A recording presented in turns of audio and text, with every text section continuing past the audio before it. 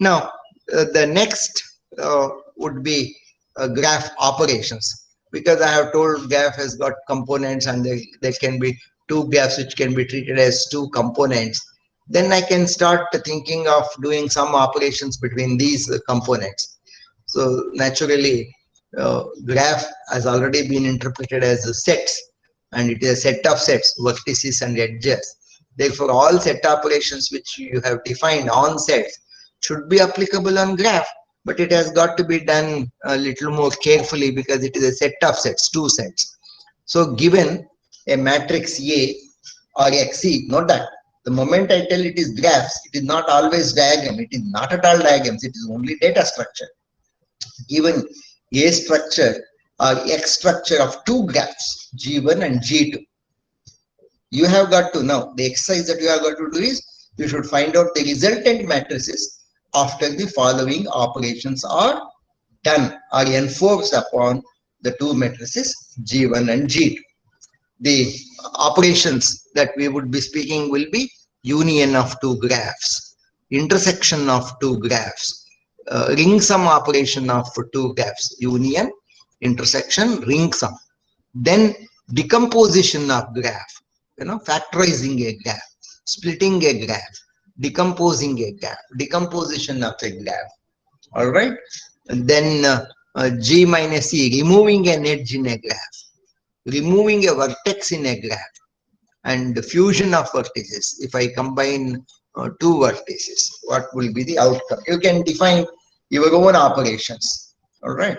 So union operation, intersection, ring sum, decomposition, G minus E, G minus V, fusion of vertices. Decomposition is one very interesting problem. Later, when you start working in big data, or when you start working on pattern recognition and machine learning algorithms, this concept of decomposition, and after decomposition, reversing the operation with a ring sum, or reversing the operation with a union, or testing with intersection, will all be useful in advanced machine learning or cluster analysis algorithms. Okay. Anyhow, now we shall go ahead. Let us see what is union between the two graphs. Given two graphs, G1, V1 and E1. So G1 has V1 number of vertices and E1 number of edges. G2 has V2 number of vertices and E2 number of edges. V1 itself is a set of vertices. V2 is set of vertices. E1 is set of edges. E2 is set of edges. Okay. Then what is union? Okay. Union is the union of respective sets. It is the union of vertex set. It is the union of edge set. Okay. So G union is, it's a union of both the sets. The union operation done upon both the sets. Is that okay? Very easy. Can easily be performed on A matrix, because in A matrix you can recall every row is a vertex and every column is a edge. So edge set is explicitly visible, vertex set is explicitly visible there. Therefore, union can easily be done over there. But how will you do it on X matrix, adjacency matrix? You have to think carefully. Okay. All right. So union is very easy. Intersection similarly easy. Intersection is the intersection of the respective vertices. V1 intersection V2, E1 intersection E2. Ring sum is slightly different. In ring sum, it is the union of vertices, but it is the ring sum of edges. You know what is ring sum? Ring sum is, it is a union of the two edges where the edges should either be present in one of them. The edges which are present in both of them will be prevented from entering. You know that it's a ring sum operation, okay? Exclusive OR operation, all right? So edges are exclusive OR operated, whereas vertex, it is a union operation. These are the three basic set operations: union, intersection, and ring sum. All right. Okay. Now let's see some of the interesting results of union. G1 union G2, you know that it should be G2 union G1, same. But what is G union G? G union G. G union G should definitely be G itself, right? So G1 intersection G2 is equivalent to G2 intersection G1. What is G intersection G? Should be G only. Whereas G, Ringsum G becomes a null graph. Only vertices will be present, all edges are removed. Is it all right? It is a null graph. All edges are removed. Only vertices are present. So G1 Ringsum G2 is G2 Ringsum G1. So they are all direction insensitive. And these are some specific results upon doing upon itself. All right. G intersection G is G, G union is G, and G Ringsum G is G. Now, if I tell you that I give you two graphs, G1 and G2, all right, how will you confirm that both the graphs are same graphs? How will you do that? So, if you do G union G, you will get another graph G3. You will get another graph G3.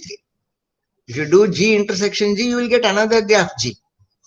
But if this G is same as this G, if this G is same as this G, then the original two graphs G1 and G2 which I have given must be identical, must be same. All right. How do you know that these two are same? How do you know that these two are same? You take these resultant graphs and on these two resultant graphs again do union and intersection. Then you will get back. Is it okay? On the intersection, if you get again do union and intersection, you will get the result. This is how I will be doing it, but you think of your own method. So the problem is that two graphs G1 and G2, and they are said to be equivalent graphs. They are said to be equivalent graphs, but establish whether they are really equivalent or they are not equivalent. Find out whether they are really same graphs or they are not same graphs. Okay, they are replicated graphs or not replicated graphs. So these have got the application in detecting the equivalence between two sentences, equivalence between two documents without reading the contents of the document. Okay, without reading the contents. You just have got to build a set description of the document. You have got to just build a diagrammatic description of the two documents. And if these two documents are equivalent, you should tell that these two documents are equivalent without OCR, without employing OCR. Okay. All right.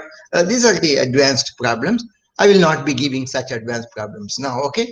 Anyhow, if G1 and G2 are edge disjoint, so the edges are not in common between G1 and G2, but certainly vertices can be in common. All right. Edge disjoint does not mean vertex disjoint.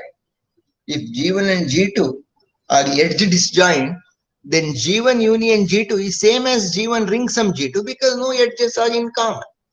Had there been any edges in common, the common edges would not have been present in the Ringsum operation.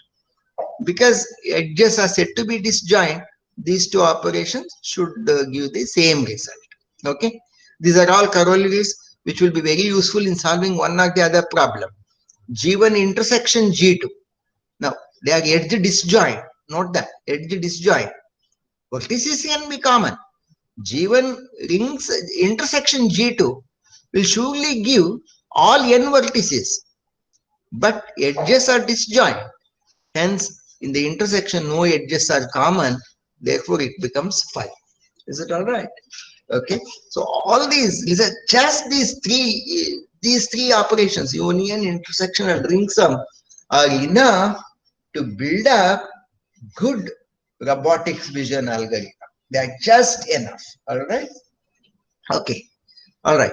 So if G1 and G2 are vertex disjoint, surely if G1 and G2 are vertex disjoint, they must be edge disjoint also. The vertex are not common at all between G1 and G2. They are vertex disjoint. Then G1 intersection G2 will not have any vertices in common. Therefore, that is also 5. And edges definitely are not there. So it is 5. This is an empty set. Recall, sometime back I had mentioned that null set is one where vertices are present and edges are not present. Empty set is really empty. It is vacuum, but it is obtained by some operation. The starting point were two specific graphs, finite graphs, but some operation upon them will create a vacuum, and that vacuum will have no vertices and no edges. All right, that's a graph, and that is called an empty graph. Is it all right? That's an empty graph. Okay. So let us see what is deletion operation. If G is a subgraph, later you will learn what is a subgraph. Subset, you know that. If G is a subgraph of G, then G ringsum G. What is G ringsum G? Okay. So G ringsum G, G is a subgraph of G. Therefore, all edges present in G should be present in G also. All vertices present in G should be present in G also. So edges in G are common with the edges in G. All right. Therefore, if you do the ring sum, I already told that in ring sum operation, common edges should not be present. Since edges are not present, ring sum operation removes the edges from G. That's all. Ring sum operation just removes the edges from G. So this is subtraction operation, graph subtraction. Removing one class from a population, removing some set of people from a set of population, right? Removing some sample from a set of population, right? Removing the relationships, essentially. Okay. So the G minus G, if I want to do the subtraction, G minus G removal of a subset, you have got to do ring sum operation. That is the same operation if you want to remove an edge. If you just want to remove an edge, do the ring sum. That's all, ring sum of that edge. Because edge itself, how is an edge defined? Edge is defined as a connectivity between the two end vertices V1 and V2. And you recall in ring sum, it is the union of vertices, but removal of the edges present in both the sets. Okay, removal of edges. Therefore, edge deletion is G minus C. So edge deletion is only the deletion of the relationship, but not the end vertices. You remember that. So if you just delete an edge, only the edge is deleted. The end vertices shall be retained back. Whereas if you remove a vertex, if you pluck out a vertex, not only that vertex is deleted, all the edges incident on that vertex will also be deleted, because no edge can be hanging without one end vertex. Is it all right? So removal of a vertex implies also the removal of all edges incident on that vertex. So G minus V is more dangerous, because once you remove that vertex, all edges incident on that vertex will also get removed. See, I am telling it in English, but you should be imagining it in terms of your algorithmic version, in terms of your mathematical modeling version, particularly on A matrix or X matrix. If I tell, given A matrix or a X matrix, if I tell remove, let us say A matrix, remove the third row I tell. When I tell remove the third row, I am asking you to remove the third vertex. So you are removing the third row, easy. But it is not simply removing the row, you have got to remove some columns also. Which are those columns that you are going to remove? All those columns which contain a 1 in that row. All right, when you make a scan of that row, there are several ones. All those columns corresponding to the presence of those ones should also be removed in case it is a incidence matrix. But how will you manage it in terms of adjacency matrix? It's quite easy, but you have got to do it. But in the adjacency matrix, if you remove the third row, you should as well remove the third column also, because in the adjacency matrix, both are vertex cross vertex. Is it okay? All right. So vertex removal and edge removal are totally different. Is it okay? Good. Okay. All right. So decomposition of a graph. So decomposition of a graph is splitting a graph. Okay. Somehow we have got to split the graph. So to get, this is a very special type of decomposition which I have mentioned here. But there are different types of decomposition which can be defined by you depending upon the scenario, depending upon the statement of the problem, depending upon the objective that you want to solve. But this is only a ideal definition of a decomposition. So decomposition of a graph is to somehow split a graph. Splitting a graph is splitting the vertex set and splitting the edge set. All right. So when you split the vertex set, naturally some edges move into that vertex, and when you split the edges, you should be careful in splitting the edges. Okay. To get two subsets G1 and G2 such that G1 union G2 should become the graph. Okay. And G1 intersection G2 should become a null graph, not an empty graph, null graph.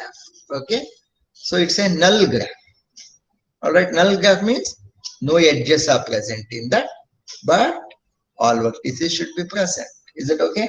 So this is the special type of decomposition, but depending upon the statement, depending upon the perspective of the problem that you are going to solve, you can define your own decomposition operation. You should be able to define your own decomposition operation. Okay, but this is one ideal method of decomposing a given graph. Now let us see what is this vertex fusion. Now you have seen what is decomposition, you have seen union, you have seen intersection, you have seen ring sum, and therefore you have also seen what is vertex removal, what is edge removal. You have seen that. All right. I have still not gone into full list of applications. See, in the case of vertex removal, which you might have seen in day-to-day life also. So your great grandfather would be there in your big family, and if once your great grandfather dies, automatically the family would be split into several small components, isn't it? So they all become isolated. The whole big family gets split into smaller components, subfamilies. Here, vertex got removed. Because of the removal of one vertex, essential edges which were dependent upon that vertex also would get disappeared. Once these edges get disappeared, the entire big family gets split into small components. This is also one sort of decomposition of a graph. This decomposition of a graph has been achieved by the removal of one vertex. Is it okay? It's removal of one vertex. Here, it's a natural phenomenon in a family that if a great grandfather dies or a great grandmother dies, then this is vertex removal implying decomposition. Whereas in a big cluster analysis problem or a big data problem, you want to find out the existence of natural subclasses or the existence of the natural rules which are present in the entire population. Then you have got to identify such a key vertex which, when removed, it will give birth to many subrules automatically. Is that all right? Many association rules automatically. So that's the advantage of studying the graph theory almost towards the end of your BTech program or towards the end of MTech program, because you would be realizing, you will be visualizing all the problems, particularly the machine learning problems, artificial intelligence, cluster analysis, dimensionality reduction, even computer graphics problem, relations, lattices, all these discrete mathematics problems, even network problems from a computer science, from a graph theoretic perspective. So that is what is the vertex removal problem. So vertex removal is one extreme case, whereas there is something called vertex fusion. Again, vertex fusion is, again you can see in a family. So you can see that you would be marrying, and then when you marry spouse, both the spouses become one vertex. They will no more be two independent vertices. What do I mean by telling that after the marriage the spouses become one vertex? What I am telling is the two clusters which perhaps were isolated, which perhaps were different, were segregated, were independent entities, because of this marriage or because of this fusion, they become one cluster, they join together. That is the definition of vertex fusion. Let's see what is vertex fusion here. I will illustrate it through a diagram. Let us say I will fuse A and B. If I fuse A and B, you imagine the computer graphics, you think it is elastic and you try to tend A to sit upon B. When A sits upon B, what should happen? There is an edge which moves from A to B, which connects A and B.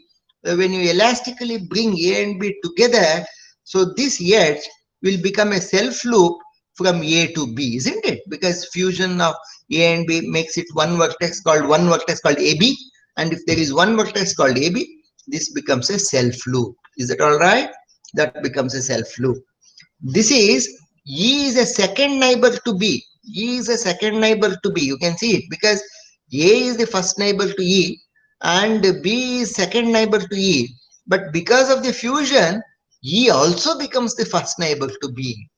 All right? E also becomes the first neighbor to B. So that is how the association rules automatically get changed, or the K nearest neighborhood would automatically get changed in a cluster analysis problem. All right. Okay, let's see. What would this result in the fusion? Okay, similarly, F, which is the first neighbor to B, but a second neighbor to A, becomes now the first neighbor to both A and B.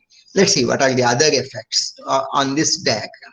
So AB is fused together, then this edge becomes a self loop, F is connected to B, and now it is also connected directly to A. E was connected to A, it is also directly connected to B. Now this is what is going to happen, the remaining part. A is connected to C, A continues to be connected with C, but it is directly now connected to B because the fusion of the vertices has taken place. D is connected to B, D was connected to B. Now D gets connected not only to B, it is connected to A also. And here C is connected to B, C is connected to B. All right, C is connected to B. Sure, I have not shown it as a parallel edge. There should have been a parallel edge here. Okay, there should have been a parallel edge. Is it all right? There should have been a parallel edge. Maybe that edge has got absorbed in C and B. So C is, there is one more parallel edge now from C to B. I should have shown that. Okay, this is C to A, C to B, one more parallel edge should be there. This connectivity between C and D, definitely it will continue. Is that all right? That's the fusion. Okay, so only I have shown only one vertex fusion, but in a very big cluster population, fusion will keep happening concurrently at several places. And that is what is the resultant gap. Then you have got to see the resultant relationships, right? And these resultant relationships will generate many interesting data mining operation, data mining results. Okay, okay. Anyhow, okay. So I'm just trying to tell you how you can visualize many subjects, many engineering subjects, more so many computer science courses in terms of graph theory. Okay, all right. Okay, so